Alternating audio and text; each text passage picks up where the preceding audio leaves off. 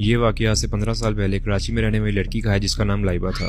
ये बात तब की है जब लाइबा ने अपनी ग्रेजुएशन कंप्लीट कर ली थी और वह अब किसी जॉब की तलाश में थी। काफ़ी कोशिशों के बाद उसे एक जॉब मिल गई थी, लेकिन वो जॉब के लिए उसे हैदराबाद शिफ्ट होना था और उसका वहाँ पे कोई जानने वाला नहीं था। तो वो अपने रहने के लिए वहाँ पे एक घर की तलाश में लग पड़ी जो उसे मुनासिब कीमत पर रेंट पे मिल जाए।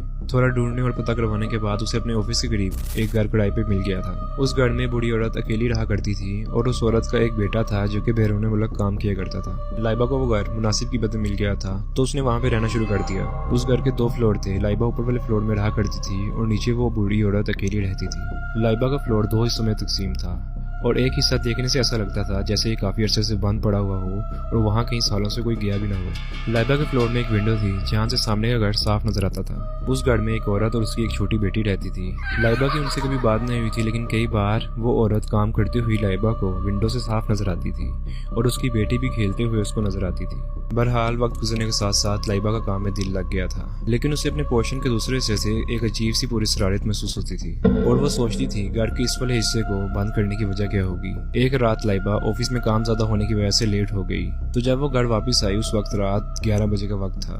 लाइबा जब सीढ़ियों से ऊपर अपने फ्लोर की तरफ आ रही थी तो उसे ऐसा महसूस हुआ फ्लोर का जो हिस्सा बंद पड़ा हुआ है वहाँ पे कोई बैठा है। लाइबा ने जल्दी से अपने मोबाइल की टॉर्च ऑन की और वहाँ पे जाके देखा तो वहाँ पे कोई भी नहीं था। तो लाइबा को ऐसा लगा कि वो काम की वजह से थक चुकी है तो इसे वहम हुआ होगा। वो अपने कमरे में आ गई और रेस्ट करने लगी। तकरीबन 2 घंटे गुजरने के बाद लाइबा की आंख लग चुकी थी तो अचानक उसे बाहर से किसी बच्चे के रोने की आवाज आने लगी। उस आवाज से लाइबा की आंख खुल गई और वो आवाज उसे अपने कमरे के बाहर से आ रही थी। ऐसा लग रहा था जैसे कोई बच्चा उसके दरवाजे के बिल्कुल पास बैठ के रो रहा हो।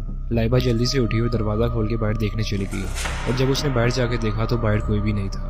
वो हैरान थी कि अभी तो उस बच्चे की आवाज मुसलसल और साफ सुनाई दे रही थी, लेकिन अब बाहर कोई भी नहीं है। लाइबा इसी सोच में बाहर खड़ी थी। अचानक उसकी नजर विंडो से बाहर उस घर में पड़ी।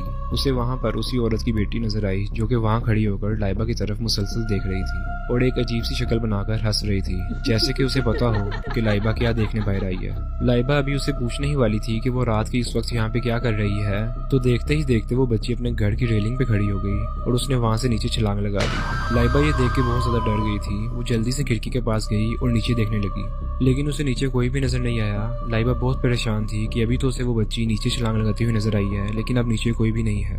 लाइबा जल्दी से अपने फ्लोर से नीचे उतरी और बाहर जाके देखने लगी, लेकिन उसे बाहर भी कोई भी नजर नहीं आया। अब लाइबा समझ चुकी थी कि वो कोई बच्ची नहीं थी, वो कोई दूसरी मखलूक थी जो कि एक बच्ची की शक्ल में उसके सामने आई है। लाइबा फिर डरते हुए घर के अंदर आई और अपने कमरे के अंदर चली गई। वो बहुत डर चुकी थी और उस डर की वजह से उसे नींद भी नहीं आ रही थी।